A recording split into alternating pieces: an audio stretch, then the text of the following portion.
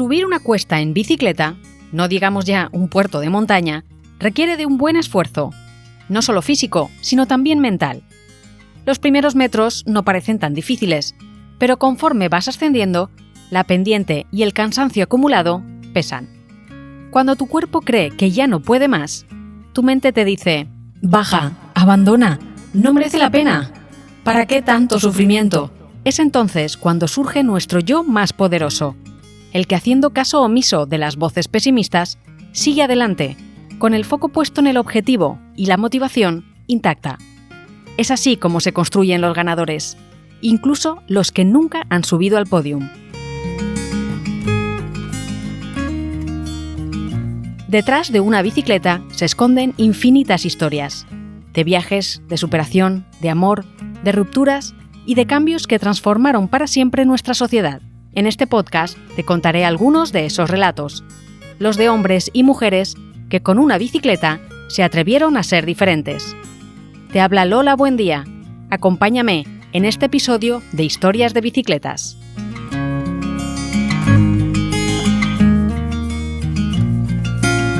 El diablo con vestido.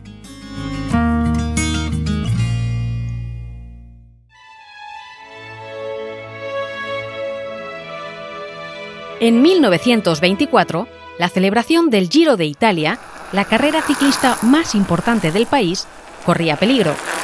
Las grandes estrellas se habían retirado de la competición y si no se completaba el número mínimo de corredores, habría que cancelar el evento. Por esa razón, se tomó una decisión sin precedentes. Se abriría la inscripción a cualquier deportista independiente. 90 ciclistas formalizaron la inscripción, de los cuales solo 30 conseguirían terminar la carrera. Entre ellos había una mujer, la primera en participar en un Giro de Italia.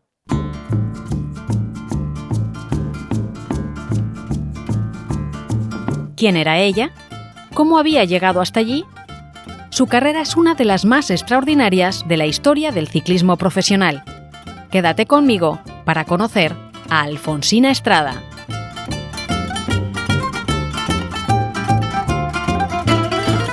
Una de las carreras ciclistas más importantes de todos los tiempos es sin duda el Giro de Italia. Viene celebrándose desde 1909, cuando el periódico deportivo La Gazzetta dello Sport tomó la iniciativa de organizar una competición al estilo del Tour de Francia. La que te voy a contar es posiblemente la historia más increíble de todas las que han tenido que ver con esta competición. Sucedió durante la edición de 1924, mientras Europa se reponía de los estragos causados por la Primera Guerra Mundial.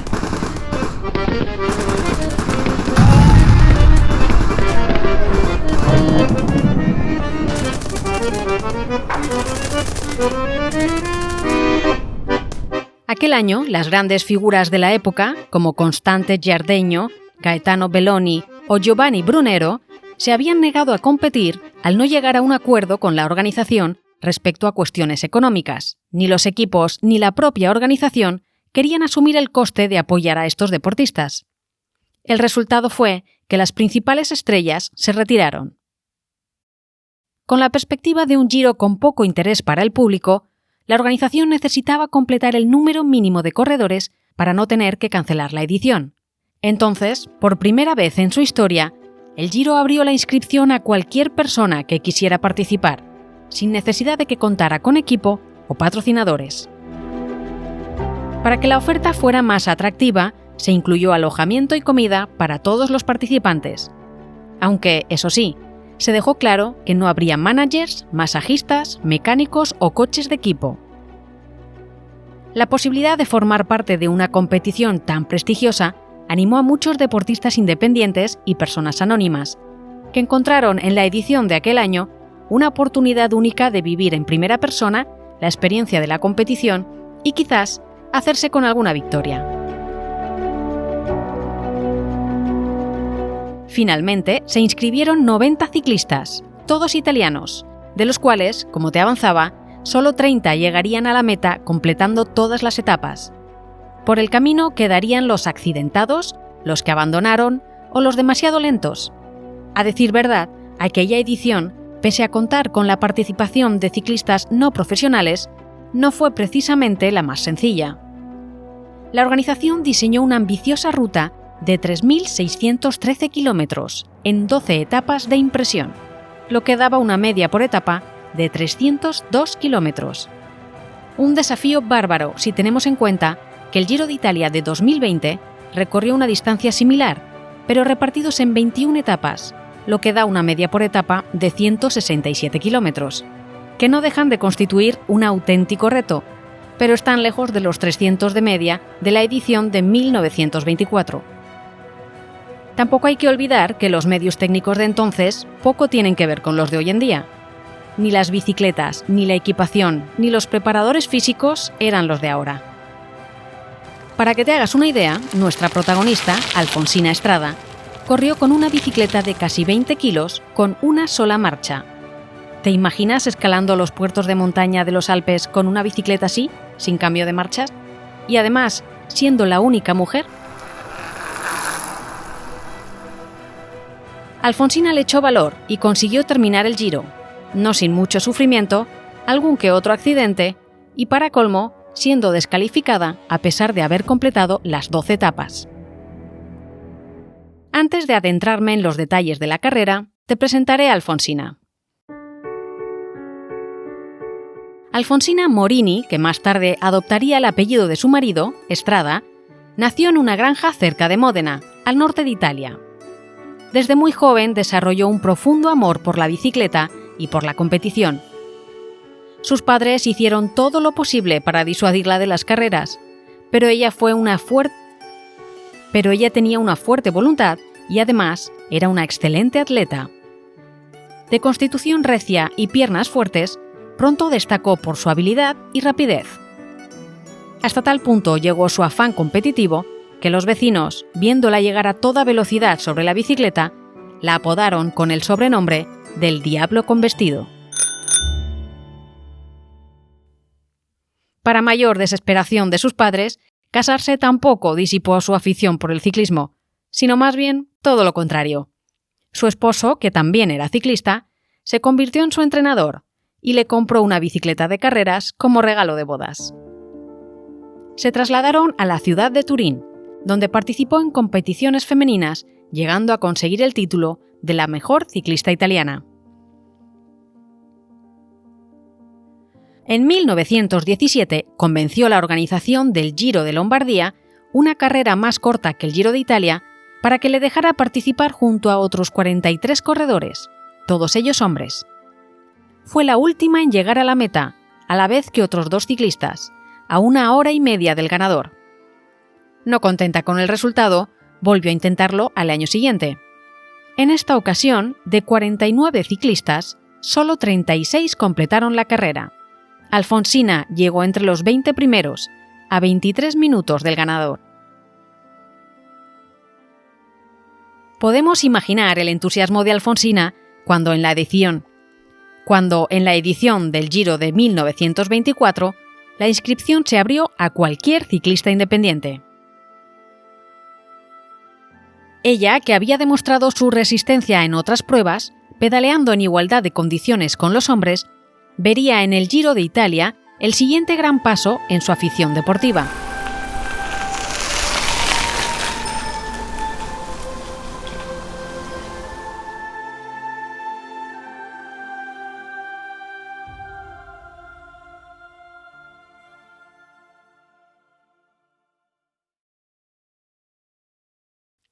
La organización del Giro no tenía una norma específica que prohibiera la presencia de mujeres en el pelotón.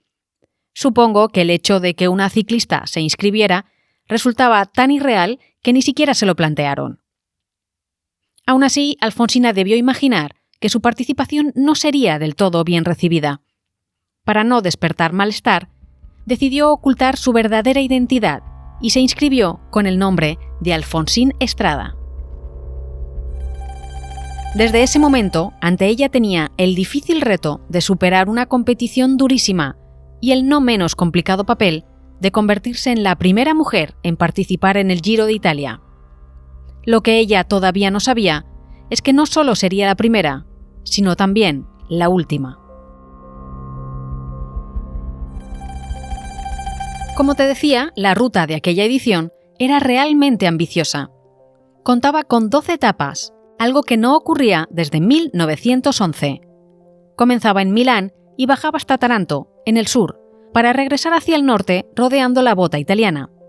En total, 3.613 kilómetros que pusieron a prueba la resistencia de todos los participantes.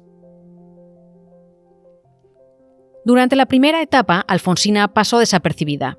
Superó los primeros kilómetros sin dificultad y nadie pareció percatarse de que entre el pelotón había una mujer. Pero en la segunda etapa todo cambió.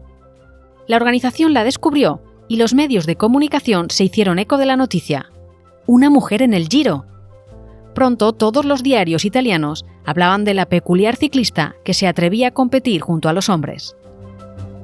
El público, al principio, sintió cierto recelo. ¿Cómo era posible que una mujer se expusiera de esa manera?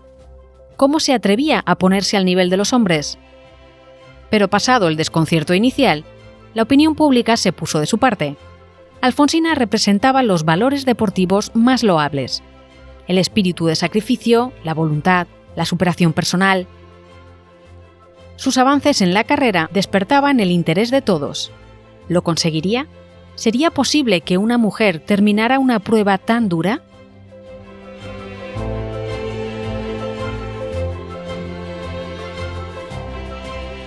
En la cuarta etapa, Alfonsina se había convertido en la protagonista absoluta de una edición del Giro falta de estrellas. Esta popularidad, como veremos después, fue su seguro de permanencia en la carrera. En cada etapa, Alfonsina se esforzó al máximo. No obtuvo excelentes clasificaciones, pero llegaba antes que muchos hombres. Todo marchaba bien para Strada, o eso parecía.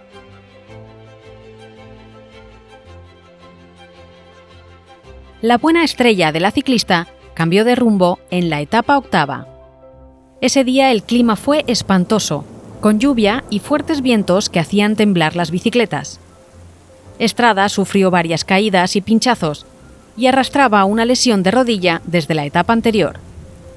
La ruta de ese día unía las ciudades de L'Anquila y Perugia, 296 kilómetros de puro sufrimiento.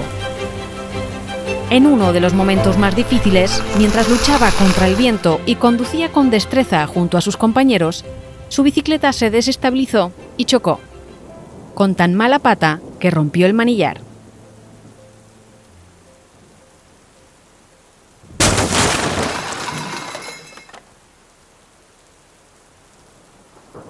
Las crónicas deportivas cuentan que consiguió arreglarlo con el palo de una escoba y continuó pedaleando, contra viento y marea, con una bicicleta maltrecha y el cansancio acumulado después de horas de carrera. Lamentablemente, pese a todos sus esfuerzos y su pericia, cuando por fin consiguió cruzar la meta en Perugia, la hora límite hacía mucho que había pasado.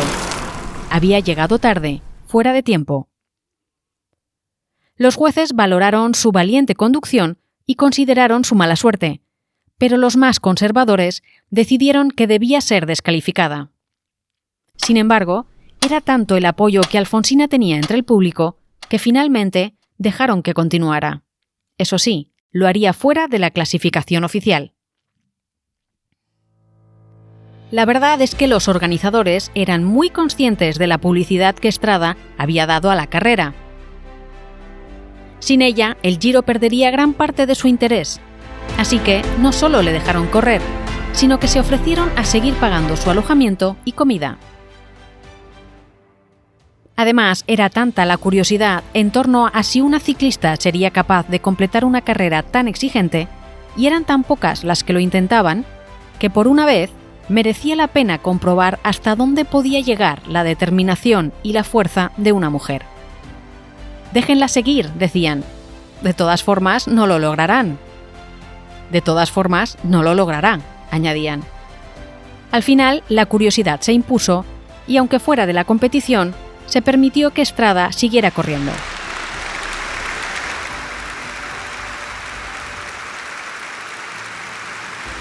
Cualquiera con menos determinación habría abandonado. Estaba lesionada, tenía una bicicleta estropeada ninguna posibilidad de obtener rédito profesional y todavía le quedaban 4 complicadas etapas. Pero lo que Alfonsina tenía por delante estaba por encima de todo eso. Iba a demostrarse a ella misma y al mundo que podía hacerlo. Las siguientes etapas hasta Milán fueron de infarto. En la 10ª volvió a sufrir una aparatosa caída. Llegó a la meta herida y llorando, pero fue recibida entre vítores por una multitud que alababa su coraje y que acabó por sacarla de la bicicleta y llevarla en volandas. A esas alturas, Alfonsina era toda una estrella. A pesar de todas las complicaciones, Estrada cruzó la meta en Milán con éxito. Lo hizo muy por detrás del ganador, 38 horas después. Un resultado que no está tan mal si tenemos en cuenta que solo 30 de los 90 inscritos terminaron la prueba, y que el último en llegar lo hizo a 20 horas de distancia del ganador. En cualquier caso, aunque Alfonsina logró terminar una de las rutas más exigentes del mundo para cualquier ciclista profesional, y aunque lo hiciera en condiciones precarias, eso no fue suficiente para convencer a la organización de que permitiera formar parte a las mujeres en las siguientes ediciones. Después de ella, nunca más una mujer participó junto a los hombres en el Giro de Italia, pero la gesta de Alfonsina Estrada no fue en balde. Con su esfuerzo demostró que el ciclismo profesional no es exclusivo del género masculino. Sembró la semilla que más tarde germinaría en lo que hoy es el Giro de Italia femenino. Una competición ciclista a la altura de la masculina, que actualmente se ha convertido en la carrera ciclista por etapas femenina más prestigiosa. Pero para eso habría que esperar todavía varias décadas, hasta 1988, y esa es otra historia.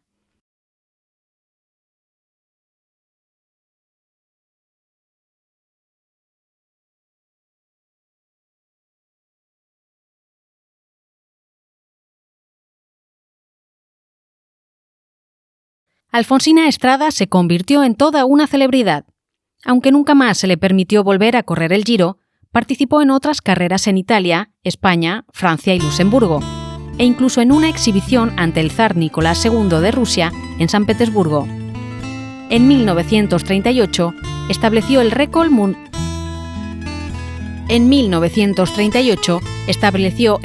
mundial femenino de la hora, cubriendo 32,58 kilómetros en Longchamp, París, una marca que años más tarde mejoraría la soviética Tamara Novikova. Su marido y entrenador murió en 1946. Unos años después, se casó con un ciclista de carreras retirado y juntos abrieron una tienda de bicicletas en Milán. Allí pasó el resto de su vida, yendo todos los días a trabajar en bicicleta. Cuando sintió que ya era demasiado mayor y sus piernas se habían debilitado, vendió algunas de sus medallas y trofeos y con lo que obtuvo se compró una motocicleta. En septiembre de 1959 participó en una carrera de motos profesional. Al llegar a casa, el vehículo se le cayó encima al aparcar y el peso fue demasiado para ella. Murió de un infarto. Había empezado a escribir su propia biografía, pero no tuvo tiempo de terminarla. Es una pena que no contemos con ese testimonio en primera persona que nos habría ayudado a conocer mejor a la fascinante persona que fue Alfonsina Estrada. Sus méritos en el ciclismo posteriores al Giro fueron poco documentados, y los medios de comunicación de la época prestaban poca o nula atención al deporte femenino. Pese a todo, Alfonsina Estrada consiguió ganarse el respeto del público, de los periodistas y de sus competidores, pasando a la historia como la gran deportista que fue. En Italia, cerca del lago Como, se encuentra la iglesia de la Madonna de Ghisallo, considerada la patrona de los ciclistas en ese país. En su interior hay un pequeño museo dedicado al ciclismo, con objetos que pertenecieron a los deportistas más laureados. Allí, entre los bustos de Bartali y Coppi y los maillots de Indurain y Pastrani, encontrarás también la bicicleta de Alfonsina Estrada.